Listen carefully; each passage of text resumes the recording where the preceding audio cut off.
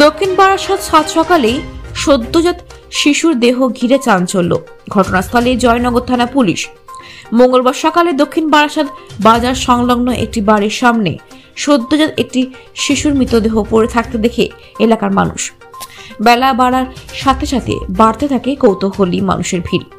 এক প্রত্যক্ষদর্শী জানান, এক গৃহবধূ সকালে বাড়ির সামনে কুকুরে কিছু একটা টানাটানি করছে দেখে লক্ষ্য করেন যে একটি সদ্যজাত শিশুকে কুকুর টেনে হিজড়ে নিয়ে যাচ্ছে। কুকুরটিকে তাড়িয়ে তিনি পঞ্চায়েত প্রধানকে বিষয়ে তিনি জানান। সকালে এলাকার মানুষ জয়নগর থানায় খবর দেয়। খবর পেয়ে ঘটনাস্থলে পৌঁছায় জয়নগর থানা পুলিশ। সদ্যজাত শিশুর দেহ উদ্ধার করে ময়নাতদন্তের জন্য পাঠায়।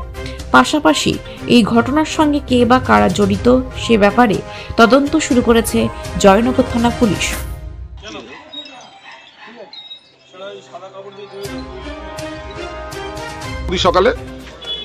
সকালে দেখলাম উঠে যে বাড়ির সামনে একটা কুকুর টানা হেঁচড়া করছে। তারপর দেখলাম যে সেটা একটা মানে মনে হলো দেখে যারা বাচ্চা।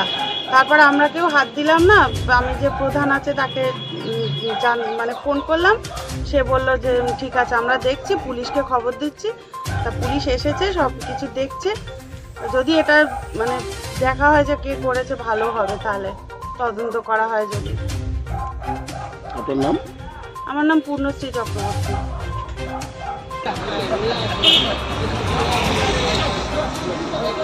কি দেখলেন সকালে?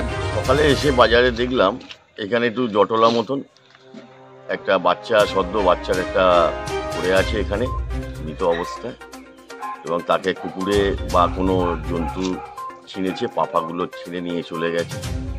কিন্তু এটা কিভাবে এখানে এলো সেটা আমরা জানি না, তদন্ত সাপেক্ষ। পুলিশ তদন্ত করছে।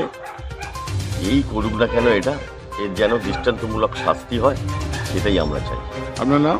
আমার নাম পাঁচু গোপাল প্রামাণিক, দক্ষিণ বারাসাত। ঠিক আছে।